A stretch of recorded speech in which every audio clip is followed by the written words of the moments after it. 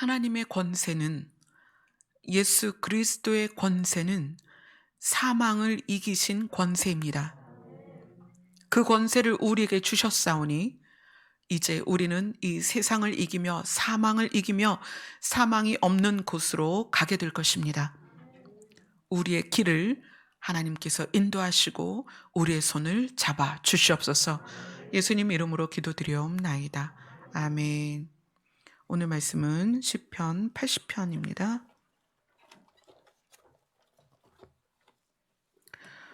오늘 시편 80편 말씀하고 이제 내일 모레 주일 말씀하고 연결되어 있어요. 그래서 오늘 말씀 시편 80편 말씀을 잘 들으시고 주일 말씀과 연결해서 기억을 하셨으면 좋겠습니다. 80편 1절부터 19절까지 함께 읽겠습니다. 시작. 요셉을 양떼같이 인도하시는 이스라엘의 목자여, 귀를 기울이소서. 그룹 사이에 좌정하신 이여, 빛을 비추소서. 에브라임과 베냐민과 므낫세 앞에서 주의 능력을 나타내사 우리를 구원하러 오소서. 하나님이여, 우리를 돌이키시고 주의 얼굴빛을 비추사 우리가 구원을 얻게 하소서. 만군의 하나님 여호와여, 주의 백성의 기도에 대하여 어느 때까지 노하시리이까? 주께서 그들에게 눈물의 양식을 먹이시며 많은 눈물을 마시게 하셨나이다. 우리를 우리 이웃에게 다툼거리가 되게 하시니 우리 원수들이 서로 비웃나이다. 만군의 하나님이여, 우리를 회복하여 주시고 주의 얼굴에 광채를 비추사 우리가 구원을 얻게 하소서. 주께서 한 포도나무를 애굽에서 가져다가 민족들을 쫓아내시고 그것을 심으셨나이다. 주께서 그 앞서 가꾸셨으므로 그 뿌리가 깊이 박혀서 땅에 가득하며 그 그늘이 산들을 가리고 그 가지는 하나님의 백향목 같으며 바다까지 뻗고 넝쿨이 강까지 미쳤거늘 주께서 어찌하여 그 담을 허시사 길을 지나가는 모든 이들이 그것을 따게 하셨나이까? 숲속의 멧돼지들이 상해하며 들짐승들이 먹나이다. 만군의 하나님이여, 구하옵나니 돌아보소서. 하늘에서 굽어보시고 이 포도나무를 돌아보소서. 주의 오른손으로 심으신 줄기요, 주를 위하여 힘있게 하신 가지니이다. 그것이 불타고 당하며 주의 면책으로 말미암아 멸망하오니 주의 오른쪽에 있는 자 곧 주를 위하여 힘있게 하신 인자에게 주의 손을 얹으소서. 그리하시면 우리가 주에게서 물러가지 아니하오리니 우리를 소생하게 하소서. 주의 이름을 부르리이다. 만군의 하나님 여호와여, 우리를 돌이켜 주시고 주의 얼굴의 광채를 우리에게 비추소서. 우리가 구원을 얻으리이다. 아멘. 이 시편 80편은 79편을 이어서 이방 나라에게 성전이 무너뜨림 당하고 포로로 끌려간 이스라엘이 자기 나라의 처참한 상태에서 하나님을 향하여 구원하여 주옵소서라고 하는 기도의 시입니다. 그런데 이 시편 80편은 표면적인 시인의 고백과 올려드리는 기도 말고 그 내면에 너무 깊은 비밀이 있어요. 그래서 오늘 시편 80편을 여러분들이 잘 들으시고 함께 그 비밀을 깨달아가는 그런 시간이 됐으면 좋겠습니다. 시편 80편 1절에 보면 이 시인이 이렇게 얘기를 해요. 요셉을 양떼같이 인도하시는 이스라엘의 목자요. 목자는 목자인데 어떤 목자냐면 이스라엘의 목자죠. 근데 그 이스라엘의 목자는 요셉을 양떼같이, 이스라엘 백성을 양떼같이 인도하시는 목자입니다. 그래서 이 목자는 움직이시고 해야 할 바를 알아서 행하시는 그런 목자입니다. 근데 그 목자에게 당신은 목자인데 어떤 목자냐면 요셉을, 이스라엘을 양떼같이 인도하신다라는 건 동사잖아요. 가만히 계시는 분이 아니에요.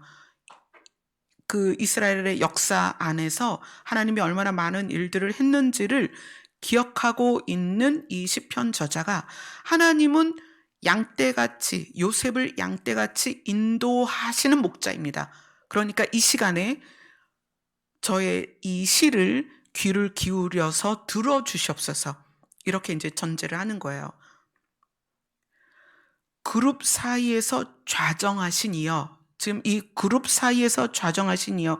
그룹은 어떤 걸 이야기하냐면 하나님의 호의 천사 같은 역할이에요. 그래서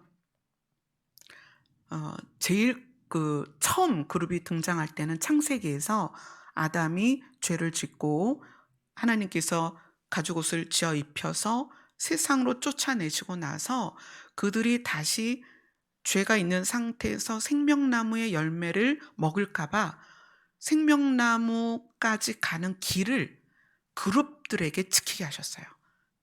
생명에 관여되는 굉장히 하나님께서 쓰시는 놀랍게 하나님을 호위하는 생명을 지키는 그런 천사예요. 그래서 그런 천사를 그룹이라고 합니다. 근데 이 그룹 사이에 좌정하셨다, 이것은 이스라엘 백성이 언약궤를 하나님께서 명령하셔서 언약궤 안에 만나하고 아론의 쌍난 지팡이하고 그 다음에 십계명이 적혀 있는 돌판 2개를 언약궤 안에 넣어놓고 이것이 있는 곳마다 하나님이 함께 계신다는 것을 이스라엘 백성들이 늘 알고 있었어요. 그래서 이 언약궤 위에 이 그룹을 금으로 조각을 해서 언약궤 뚜껑이 그룹의 몸이랑 연결되어 있었어요.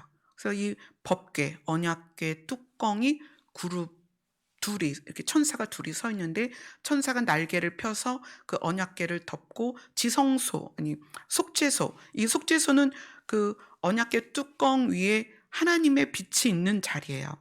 그거를 그룹이 날개로 가리고 있고 그 그룹의 얼굴이 그것에 향하여 있어요. 그래서 그룹 사이에 좌정하신 이것은 언약궤 위에 그 뚜껑에 그룹이 있고 요 속죄소라는 시은소라고 하는 자리에 계시는 하나님께 말하는 거예요. 여기에 늘 빛이 있었어요. 이거를 쉐카이나다 이렇게 얘기를 했죠. 뭐 쉐키나 불이다 이렇게 얘기를 했는데 그게 하나님이 거기에 임재하시는 상징이 늘 빛으로 있었어요. 근데 거기에 계신 하나님께 지금 이야기를 하는 거예요. 그룹 사이에 좌정하고 계신 하나님은 요셉을 양떼같이 인도하시는 목자이십니다. 어떤 목자예요? 움직이시고 해야 할 일을 하시는 하나님입니다. 그러나 지금 그 언약궤 뚜껑의 그룹 사이에 지금 계시다고 생각하는 거예요. 왜냐하면 이스라엘을 구해주지 않는 상태니까. 좌정하신 이여, 지금 그룹 사이에서 좌정하여 계시는 하나님, 그 빛을 어떻게 하라? 비춰달라.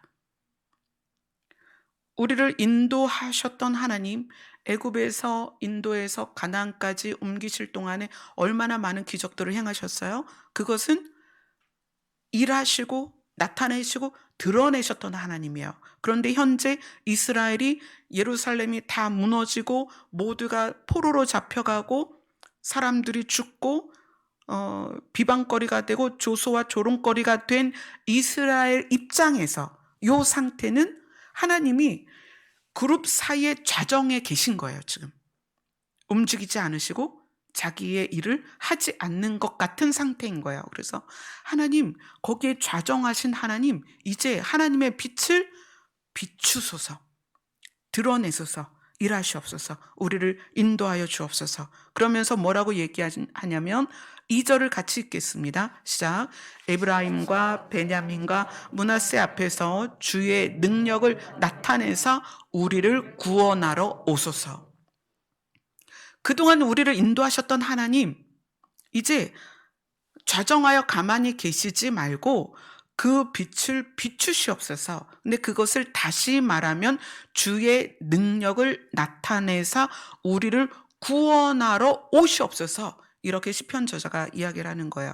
이거는 이제 우리 각 개인에게 다 이 말씀이 적용될 수가 있죠. 힘든 일이 있거나 질병이 있거나 뭐 아픔이 있거나 어떤 사고가 있거나 어떤 상태든 우리가 하나님께 그렇게 기도를 할 수 있어요. 우리를 구원하여 주옵소서. 이렇게 말씀을 드릴 수 있죠. 자, 그런데 그 시편 저자가 그 다음에 1절, 2절을 다 묶어서 3절에 반복하여 다시 이야기합니다. 3절을 읽겠습니다. 시작. 하나님이여 우리를 돌이키시고 주의 얼굴 빛을 비추사 우리가 구원을 얻게 하소서. 자, 그럼 여기 3절에는 여러 가지 의미가 들어있는데 하나님이여 우리를 돌이키시고 주의 얼굴 빛을 비추사, 이 얘기는 하나님이 얼굴 빛을 비추더라도 우리가 뒤돌아 있으면 하나님의 얼굴빛이 우리를 향할 수 없다는 걸 아는 거예요, 시편 저자가. 그래서 전제 조건으로 우리를 돌이켜 달라는 거예요. 시편 저자는 지금 이스라엘이 왜 포로가 됐고 왜 예루살렘이 다 무너졌는지를 아는 거예요. 하나님이 우리를 구원하셔야 되는데 조건이 있는 거예요. 어떻게 해야 된다? 먼저 우리를 돌이켜달라. 우리를 회개케 해달라. 우리를 뉘우치게 해달라. 우리의 죄를 알게 해달라. 그리고 주의 얼굴 빛을 비추사. 얼굴 빛이라고 표현하는 것은 하나님이 다시 우리와의 관계를 회복해서 하나님이 다시 우리를 향한 마음을 회복해서 우리를 사랑하시니까 그 마음이 회복된 우리를 사랑하는 얼굴의 빛을 우리에게 비추셔서 우리가 구원을 얻게 하소서. 그러면서 자기의 현재의 상태, 이스라엘의 상태를 4절부터 6절까지 이야기를 하고 있는 거예요. 이 내용이 이제 하나님의 백성이 어떻게 그 원수들에게 다툼거리가 되고 조롱거리가 되고, 그래서 이스라엘이 계속 눈물과 탄식 가운데 있다는 표현을 4절, 5절, 6절에서 했죠. 그리고 그러한 자기 상태를 이야기하면서 7절에서 다시 한번 하나님께 요청을 합니다. 7절을 같이 읽겠습니다. 시작. 만군의 하나님이여 우리를 회복하여 주시고 주의 얼굴에 광채를 비추사 우리가 구원을 얻게 하소서. 우리를 돌이키시고 그 다음에 그 돌이킨 상태에서 이제 관계가 회복이 되죠. 하나님과의 관계가 회복이 돼야 되죠. 그래서 우리를 회복하여 주시고 그 다음에 하나님의 얼굴에 광채를 비추사. 아까는 주의 얼굴에 빛이라고 그랬어요. 맨 처음에는 1절에서는 그냥 빛을 비추소서 이렇게 했죠. 빛을 비추소서. 그런데 그 빛이 우리를 돌이켜서 주의 얼굴 빛을 비추소서 이렇게 바뀌었어요. 주의 얼굴 빛이라는 것은 이스라엘을 사랑하고 이스라엘을 향하여 늘 양떼를 인도하는 목자 같은 그런 긍휼의 마음이 담겨있는 얼굴이란 말이에요. 그래서 빛을 비추소서, 그것이 확장돼서 주의 얼굴 빛을 비추소서 그랬는데 7절에서는 주의 얼굴에 광채를 비추소서. 이 광채라는 것은 아주 빛나고 아름답게 빛나는 찬란한 빛이에요. 그러니까 주의 얼굴에 빛을 비추소서, 그 다음에 주의 얼굴에 광채를 비추사, 이거는 하나님의 아름다우심과 영광과 찬란함을 포함한 빛을 우리에게 비춰주소서. 그런데 얼굴 빛을, 주의 얼굴의 광채를 우리에게 비췄을 때의 결과, 빛을 비추소서를 3번 얘기했잖아요. 1절에서 2절에 그리고 3절에서 7절에서 3번을 얘기했는데, 하나님의 빛이 우리에게 비췄을 때 결과가 뭐라고 얘기해요? 우리를 구원하소서. 하나님의 얼굴의 빛이 우리에게 비췄을 때 우리에게 나타나는 건 뭐다? 구원이다. 그러면 여기에서의 역사에서는 표면적으로는 이스라엘이 포로로 잡혀갔기 때문에 포로에서 자기의 나라로 돌아오는 것, 그다음에 무너진 예루살렘이 다시 세워지는 것, 이런 것이 구원에 속할 거예요. 그런데 이 시편 80편은 단편적인 역사만 이야기하고 있는 게 아니에요. 의미가 중첩되어 있기 때문에 그래서 이제 그 의미를 보려고 하는 거예요. 자, 시편 80편 8절부터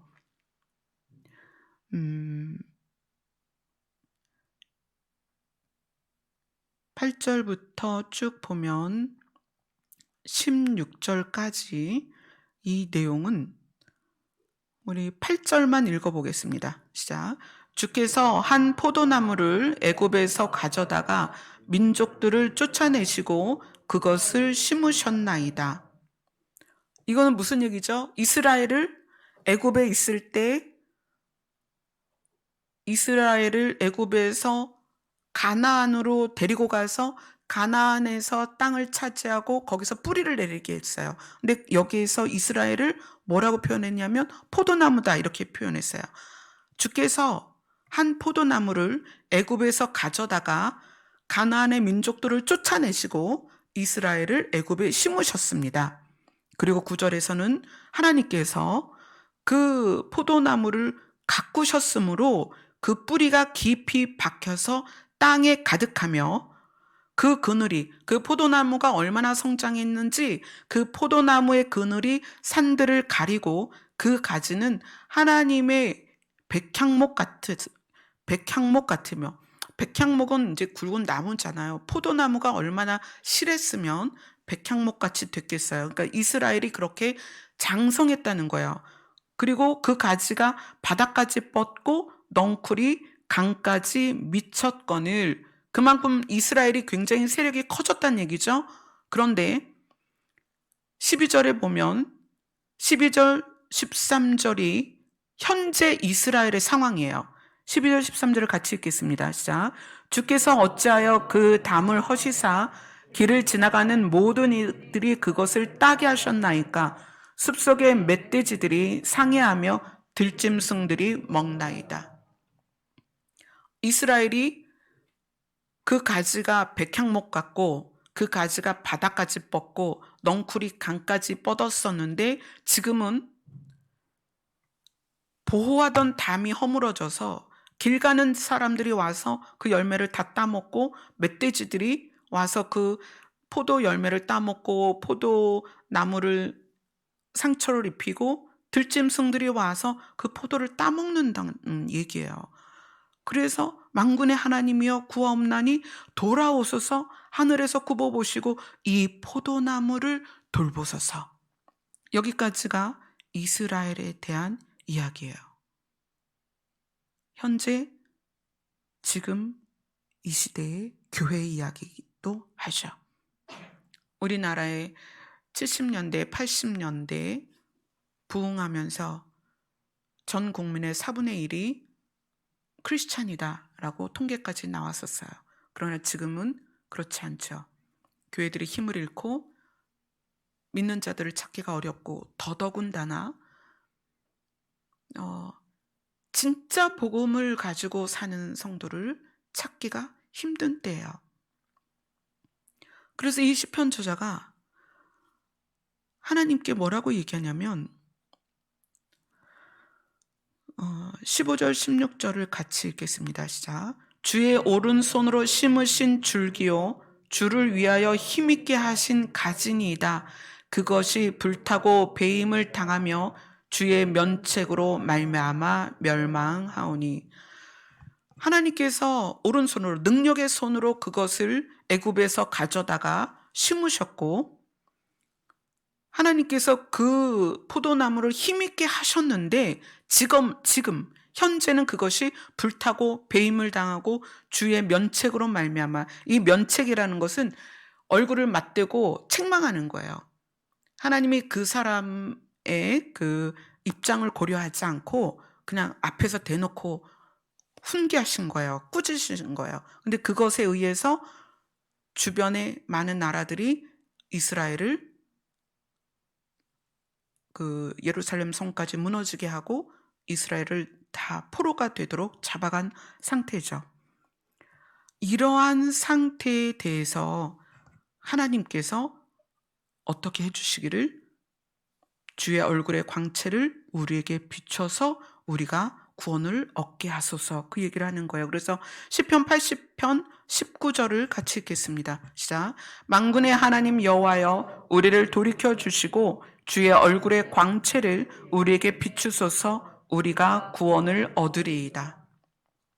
이것은 단순히 이스라엘이 지금 정치적으로 겪은 일에 대한 시뿐만 아니라 이때로부터 예수님이 오시고 지금을 살아가는 우리에게까지 이 시편 80편이 고스란히 적용이 됩니다. 자, 왜 그러냐면 이사야서 5장 1절로 7절 한번 보겠습니다. 먼저 이사야서 5장 1절로 7절입니다.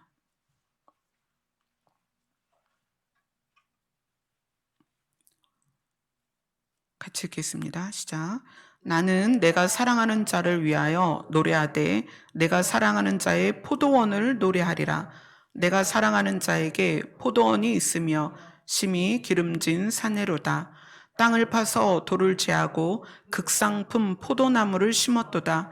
그 중에 망대를 세웠고 또 그 안에 술틀을 팠도다. 좋은 포도 맺기를 바랐더니 들포도를 맺었도다. 예루살렘 주민과 유다 사람들아, 구하노니 이제 나와 내 포도원 사이에서 사리를 판단하라. 내가 내 포도원을 위하여 행한 것 외에 무엇을 더할 것이 있으랴. 내가 좋은 포도 맺기를 기다렸거늘 들포도를 맺음은 어찌 됨인고. 이제 내가 내 포도원에 어떻게 행할지를 너희에게 이르리라. 내가 그 울타리를 걷어 먹힘을 당하게 하며 그 담을 헐어 짓밟히게 할 것이요, 내가 그것을 황폐하게 하리니 다시는 가지를 자름이나 북을 돋우지 못하며 찔레와 가시가 날 것이며, 내가 또 구름에게 명하여 그 위에 비를 내리지 못하게 하리라 하셨으니, 무릇 만군의 여호와의 포도원은 이스라엘 족속이요 그가 기뻐하시는 나무는 유다 사람이라. 그들에게 정의를 바라셨더니 도리어 포악이요 그들에게 공의를 바라셨더니 도리어 부르짖음이었더라. 이것은 하나님께서 이스라엘을 포도나무로 말씀하셨던 시편과 같은 내용이에요. 하나님께서 극상품 포도나무를 심었다. 땅을 파서 돌을 제하고 어디에? 가나안에 그 족속을 다 내어쫓고 극상품 포도나무를 심었고, 그리고 좋은 포도 맺기를 구했는데 그 극상품 포도나무인 이스라엘에서 들포도를 맺었다. 그래서 하나님이 어떻게 하겠다? 울타리를 걷고 담을 헐어서 먹힘을 당하게 할 것이다. 그게 지금 시편 80편 거기에 나와 있는 이스라엘 상황이랑 똑같은 내용이죠. 무릇 만군의 여호와의 포도원은 이스라엘 족속이요 그가 기뻐하신 나무는 유다 사람이라. 근데 그들에게 무엇을 원하셨어요? 정의를 바라셨다. 그리고 그들에게 공의를 바라셨다. 그러나 그들이 그렇게 살지 못했다. 그렇게 살지 못한 것에 대한 삶의 열매를 뭐라고 얘기해요? 들포도를 맺었다. 이렇게 얘기하는 거예요. 그리고 이제 다른 성경에서 이스라엘 백성이 들포도를 맺은 이유에 대해서 그 바알의 선지자를 섬겼다는 내용이 나와요. 그래서 이 들포도, 그러니까 포도나무, 극상품 포도나무가 들포도를 맺는 이유, 정의와 공의를 버린 이유는 그들 안에 하나님을 버리고 우상을 숭배한 거예요. 그것 때문에 들포도가 된 거예요. 이사야서에서의 그 이스라엘의 상황을 표현한 것이 지금 시편 저자가 시편 80편에서 이스라엘에 대하여 표현한 것이 그대로 옮겨진 내용이죠. 하나님께서 멧돼지들이 상이하고 들짐승들이 먹도록 그 담을 허신 이유는 포도나무가 자기 역할을 하지 못했기 때문이에요. 자, 그러면 주의 얼굴의 광채를 비추소서 우리가 구원을 얻게 하소서, 이것이 이 역사에서는 이스라엘을 포로된 상태에서 구해내서 이스라엘 본토를 회복시켜 주옵소서라는 이야기지만, 우리에게는 지금 예수님이 출임하신 지 2000년이 지난 우리에게는 이것이 어떻게 적용이 돼야 되냐는 거예요. 이것이 우리에게도, 이 내용이 우리에게 직접적인 내용이기 때문에 보도록 하겠습니다. 15절, 우리 시편 80편 15절에 보면 주의 오른손으로 심으신 줄기요 주를 위하여 힘있게 하신 가지니이다 해서, 이 가지가 시편 80편 15절에 나오는 주를 위하여 힘있게 하신 가지가 뭐냐면 호세아 11장 1절에 아들이다 이렇게 나와요. 이스라엘은 하나님의 아들입니다. 극상품 포도는 하나님의 아들이었어요. 그런데 그 아들이 들포도를 맺었기 때문에 담을 헐고 울타리를 헐어서 멧돼지나 들짐승들이 그걸 상해를 했습니다. 자, 그러면 하나님이 빛을 비춰서, 광채를 우리에게 비추어서 구원을 얻게 하는 것이 어떻게 우리에게 적용이 됐느냐 보겠습니다. 요한복음 1장으로 갑니다.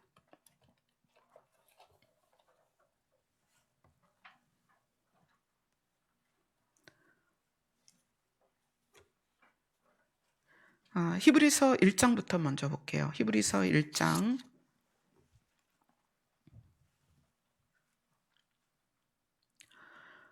1절로 3절입니다. 같이 읽겠습니다. 시작.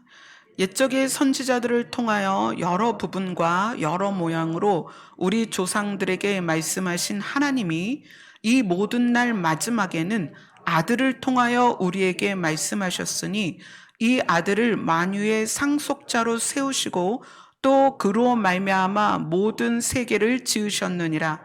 이는 하나님의 영광의 강체시요 그 본체의 형상이시라. 그의 능력의 말씀으로 만물을 붙드시며 죄를 정결하게 하는 일을 하시고 높은 곳에 계신 지극히 크신 이의 우편에 앉으셨느니라. 자, 예수 그리스도에 대하여 누구라고 얘기해요? 하나님의 영광의 광채시다. 그리고 그분이 어디 앉으셨다? 우편에 앉으셨다. 자, 하나님의 영광의 광채시요 하나님의 우편에 앉으신 분이 예수 그리스도입니다. 자, 히브리서 1장 13절을 같이 읽겠습니다. 자, 어느 때의 천사 중 누구에게 내가 내 원수로 내 발등상이 되게 하기까지 너는 내 우편에 앉아 있으라 하셨느냐. 여기서 너는 내 우편에 앉아 있으라, 여기에서 너는 예수님이죠. 내 우편, 하나님의 우편에 앉아 있는 그가 예수님입니다. 하나님은 하나님의 영광의 광채이시고 하나님의 우편에 앉으신 분이에요. 자, 이것을 가지고 어디로 가야 되냐면 다시 우리 본문으로 갑니다. 시편 80편입니다. 시편 80편 15절 16절은 하나님이 심으셨던 그 극상품 포도나무, 하나님이 심으셨고 하나님이 힘있게 하신 그 포도나무가 불타고 배임을 당하고 주의 면책으로 말미암아 하나님이 그 면전에서 얼굴을 마주대하고 책망하셔서 멸망했는데, 17절 18절을 같이 읽겠습니다. 시작. 주의 오른쪽에 있는 자 곧 주를 위하여 힘있게 하신 인자에게 주의 손을 얹으소서. 그리하면 우리가 주에게서 물러가지 아니하오리니 우리를 소생하게 하소서. 우리가 주의 이름을 부르리이다. 어떤 얘기냐면, 하나님이 극상품 포도나무를 심었지만 그가 들포도 열매를 맺었기 때문에 하나님께서 하나님의 오른쪽에 있는 자, 주를 위하여 힘있게 하신 예수 그리스도에게 주의 손을 얹으소서. 뭐예요? 그분을 보내셔서 그분을 보내셔서 어떻게 우리를 소생하게 하소서. 주의 손을 얹으소서. 일하소서. 그리하시면 우리가 주에게서 물러가지 아니하오리니, 우리가 주와 연합이 되고 우리를 소생하게 될 것이라는 것을, 그리고 우리가 주의 이름을 부를 수 있게 될 것이라는 것을, 사실 이 시편 80편은 이제까지 이렇게 해석하는 분들이 많지 않았습니다. 그러나 이것이 우리에게 주는 너무나 귀한 메시지가 있기 때문에 오늘 이 부분이 우리에게 소망이 돼요. 그래서 그 19절에, 자, 17절, 18절, 주의 오른쪽에 있는 자, 주를 위하여 힘있게 하신 인자에게 주님이, 하나님께서 손을 얹으셔서 그분이 우리에게 오시면, 그분이 일을 하시면 우리는 소성케 될 것이고, 우리가 주의 이름을 부를 것이고, 그리고 주의 얼굴의 광채를 우리에게 비추시면 우리가 구원을 얻으리이다. 이스라엘 백성은 이때의 역사적인 사실 안에서 포로된 그들과 무너진 예루살렘을 세워달라는 기도였지만, 이것이 수천 년이 흘러서 우리에게는 하나님의 얼굴의 광채이신 예수 그리스도가 우리에게 비춰지면 우리가 어떻게 된다? 구원을 얻는다라는 너무나 놀라운 이야기라는 거예요. 이걸 이해하려면 요한복음 1장으로 가야 됩니다. 요한복음 1장 1절부터 13절까지입니다. 같이 읽습니다. 시작. 태초에 말씀이 계시니라. 이 말씀이 하나님과 함께 계셨으니 이 말씀은 곧 하나님이시니라. 그가 태초에 하나님과 함께 계셨고 만물이 그로 말미암아 지은 바 되었으니 지은 것이 하나도 그가 없이는 된 것이 없느니라. 그 안에는 생명이 있었으니 이 생명은 사람들의 빛이라. 빛이 어두움에 비치되 어둠이 깨닫지 못하더라. 하나님께로부터 보내심을 받은 사람이 있으니 그의 이름은 요한이라. 그가 증언하러 왔으니 곧 빛에 대하여 증언하고 모든 사람이 자기로 말미암아 믿게 하려 함이라. 그는 이 빛이 아니요 이 빛에 대하여 증언하러 온 자라. 참 빛 곧 세상에 와서 각 사람에게 비추는 빛이 있었나니 그가 세상에 계셨으며 세상은 그로 말미암아 지은 바 되었을 때 세상이 그를 알지 못하였고 자기 땅에 오매 자기 백성이 영접하지 아니하였으나 영접하는 자 곧 그 이름을 믿는 자들에게는 하나님의 자녀가 되는 권세를 주셨으니 이는 혈통으로나 육정으로나 사람의 뜻으로 나지 아니하고 오직 하나님께로부터 난 자들이니라. 아까 히브리서에서 예수님을 누구라고 그랬어요? 하나님의 영광의 광채다. 예수님은 하나님의 영광의 광채입니다. 그런데 그 예수님을 요한은 뭐라고 얘기했냐면 참 빛이다. 그 빛이 각 사람에게 비추어서 그 빛을 받아들이면 그들이 어떤 상황이 되냐면 영접하는 자 곧 그의 이름을, 예수님의 이름을 믿는 자들에게는 하나님의 자녀가 되는 권세를 주셨다. 이렇게 얘기해요. 하나님의 영광의 광채는 예수 그리스도입니다. 그 빛이 비치면 구원을 얻어요. 그런데 그 빛이 어떻게 돌이켜서 그 빛을 받아들이는, 영접하는 자는 누가 되냐면 하나님의 자녀가 됩니다. 신의 자녀가 되는 것이 구원입니다. 아멘. 시편 80편에서 시편 저자는 하나님의 빛을 비추소서 우리가 구원을 얻겠나이다. 하나님의 얼굴에 빛을 비추소서 우리가 구원을 받겠나이다. 하나님의 영광의 광채를 우리에게 비추소서 우리가 구원을 얻겠나이다. 그 당시 이스라엘 백성은 하나님이 일하셔서 자기들을 다시 한번 그 포로된 상태에서 회복해 하고 예루살렘 성을 다시 짓는 것이 그들의 구원이지만 그것이 수천 년을 지나서 우리에게는 어떤 구원이냐? 하나님의 자녀가 되는 권세를 얻는 것이 구원입니다. 하나님의 얼굴의 광채, 하나님의 영광의 광채는 왜 우리에게 비추기를 원하시느냐? 우리가 하나님의 자녀가 되기를 원하시는 하나님의 소원이라는 거예요. 그런데 그것이 세상에 비춰졌지만 자기 백성이 영접하지 아니하였다. 이스라엘은 그 빛을 거절했습니다. 그러나 영접하는 자, 곧 예수 그리스도의 이름을 믿는 자들은 하나님의 자녀가 되는 권세를 주셨습니다. 그것이 신의 자녀가 된다는 거예요. 신의 자녀란 어떤 의미입니까? 영원한 존재가 된다는 거예요. 세상에 영향을 받지 않는다는 거예요. 그리고 하나님과 함께 살게 된다는 거예요. 이게 신의 자녀가 되는 것입니다. 자, 다시 시편 80편으로 갑니다.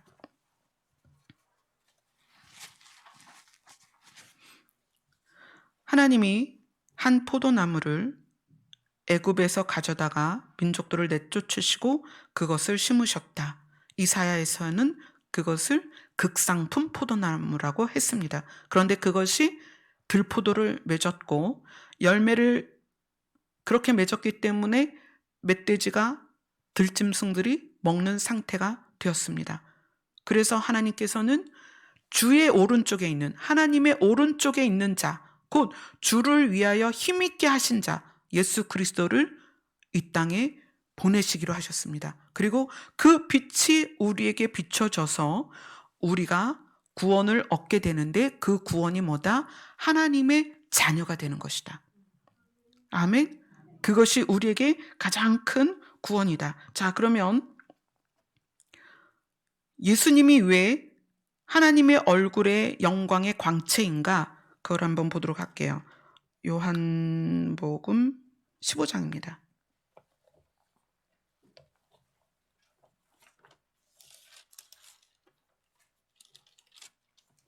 요한복음 15장 1절로 5절입니다.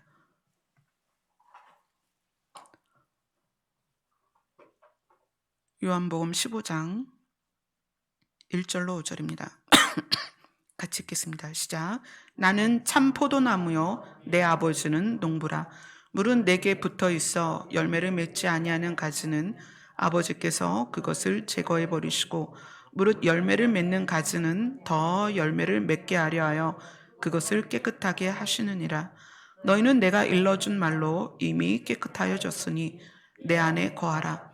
나도 너희 안에 거하리라. 가지가 포도나무에 붙어 있지 아니하면 스스로 열매를 맺을 수 없음같이 너희도 내 안에 있지 아니하면 그러하리라. 나는 포도나무요 너희는 가지라.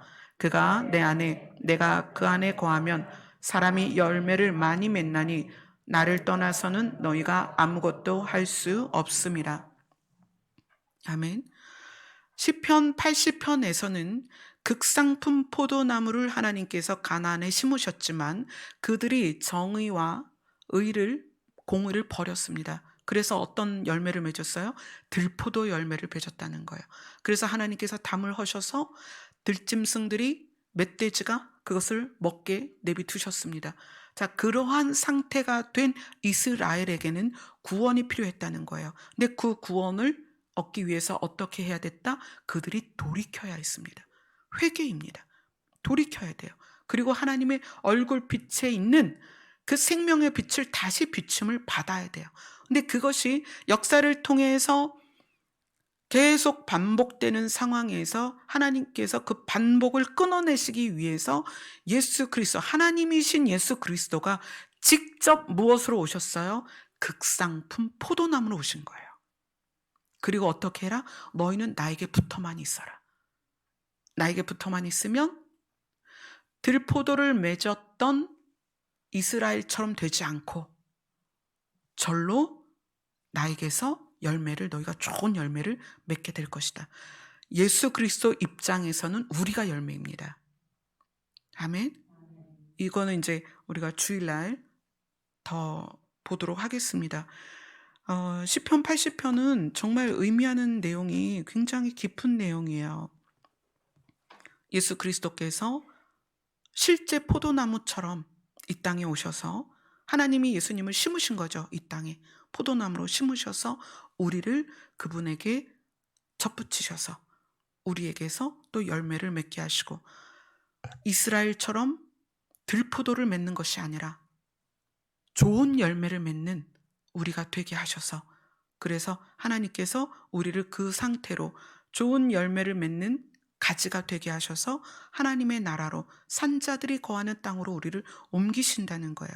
그래서 이 시편 80편 내용이 그 부분까지 이어져야 돼요. 호세아서에서 보면 주를 위하여 힘있게 하신 가지, 그게 처음에 이스라엘로 표현됐지만 호세아에서는 아들이라고 표현돼요. 이스라엘을 아들로 표현했어요. 그래서 하나님께서는 이스라엘이 아닌 진짜 자기 아들을 보내신 거죠. 그래서 좋은 열매를 맺게 하셨습니다. 그리고 예수 그리스도 자신이 비치고 주의 얼굴에 비치고 주의 얼굴의 광채이고 하나님의 영광스러운 광채라는 것을, 예수 그리스도를 증언하는 요한복음도 히브리서도 그렇게 표현하고 있어요. 근데 그분이 주의 얼굴에서 비치는 광채가 우리에게 비추면서 우리에게 원하는 게 무엇이냐? 우리의 구원입니다. 아멘. 구원이란 하나님의 자녀가 되는 것입니다. 아멘. 우리는 일상에서 많은 부분에서 하나님께 기도를 해요. 뭐 삶의 문제, 우리가 살아가는 동안에 겪는 많은 문제들을 하나님께 요청을 합니다. 그런데 하나님은 우리가 걷다가 힘들어서 타고 가는 말이 아니에요. 하나님 그런 분이 아닙니다. 우리는 하나님을 도깨비 방망이나 또는 내가 걷기 힘든데 나 대신 힘있게 띄워줄 말처럼 하나님을 사용을 해요. 그러나 하나님은 그런 분이 아닙니다.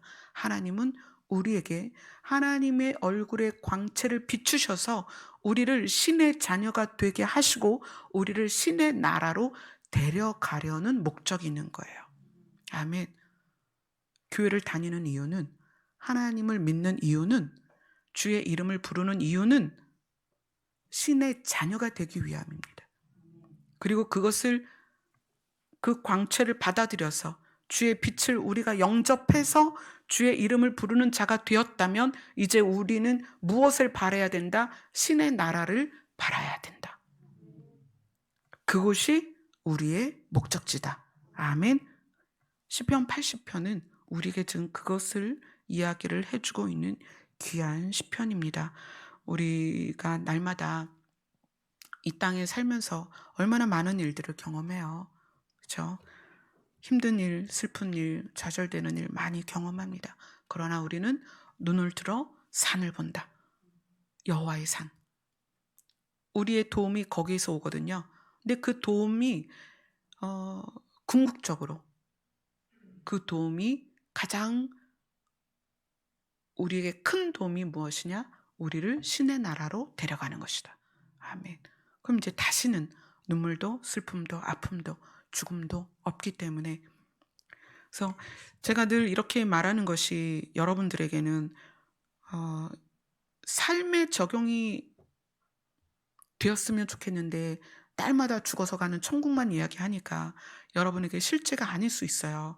여러분 그럴 때 저기 납골당 한번 가보세요. 납골당 가보면요, 저는 이제 납골당을 갈 일이 많으니까 거기 가보면 얼마나 사람들이 이 땅을 쉽게 떠날 수 있는지 거기에 가보면 알 수 있어요.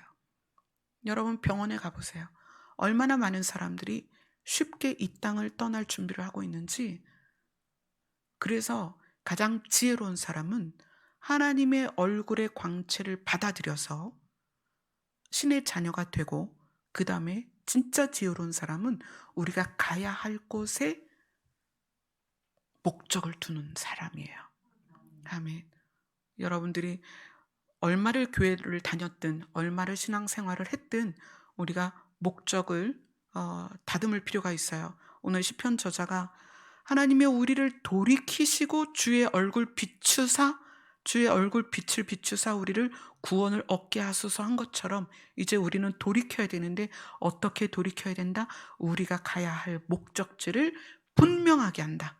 아멘. 그러면 이 땅에서 일어나는 많은 일들에 대해서 우리가 넘어설 수 있게 될 것입니다. 아멘. 우리 찬양합시다. 우리가 492장입니다.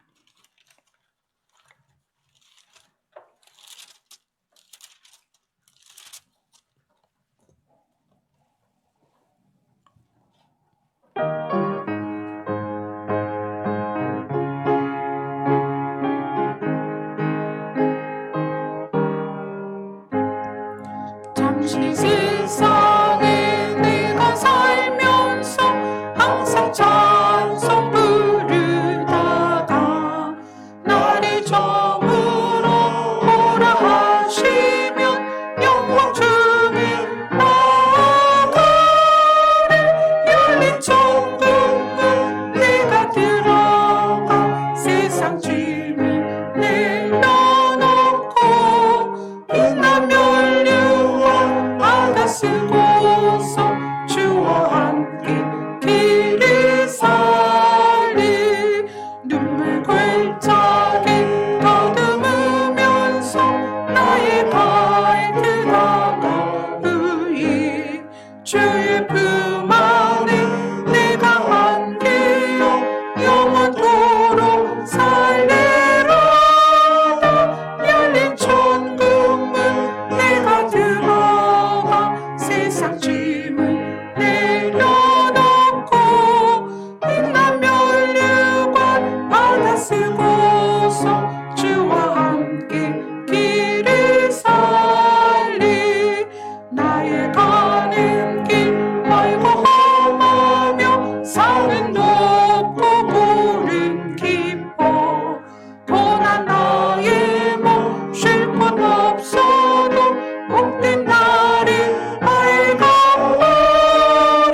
열린 천국문 내가 들어가 세상 짐을 내려놓고 빛난 면류관 받아 쓰고서 주와 함께 길을 살리.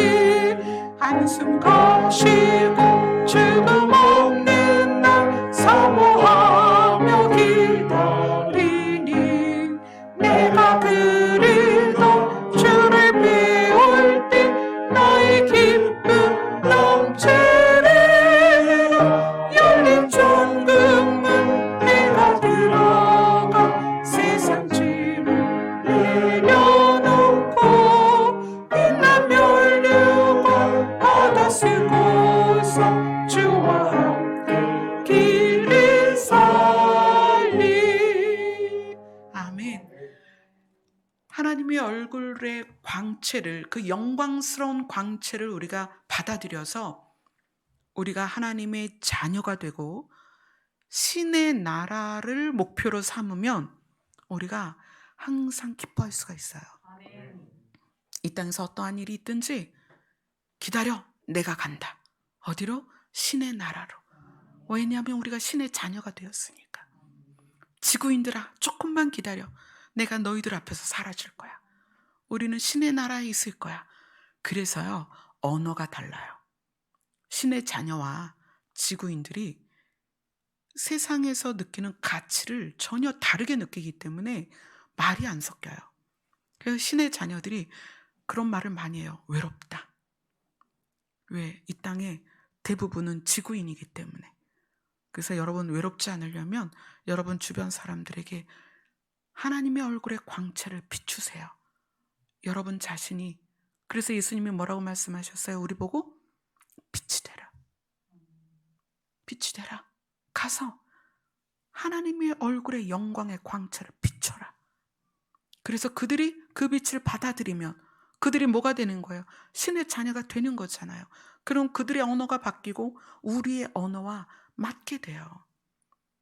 아멘. 이제 이 땅에서는 신의 자녀들과 지구인들이 섞여 살지만 신의 나라에 가면 신의 자녀들만 있어요. 그것은 얼마나 아름답겠어요. 얼마나 기쁘고 얼마나 소망이 있겠어요. 그래서 우리가 그곳을 바라면서 이 땅에서 기쁘게 사는 거예요. 아멘. 아멘. 우리를 그렇게 살리시고 구원하신 하나님을 만나는 시간이에요. 이제 1시간 동안 깊이 하나님 앞에서 하나님의 얼굴을 바라보며, 우리가 하나님께 돌이켰기 때문에 하나님이 우리를 바라보고 계세요. 하나님의 얼굴을 바라보며 하나님과 대화하는, 그분의 마음을 또 깊이 깨닫는 그런 시간 되셨으면 좋겠습니다. 기도하겠습니다.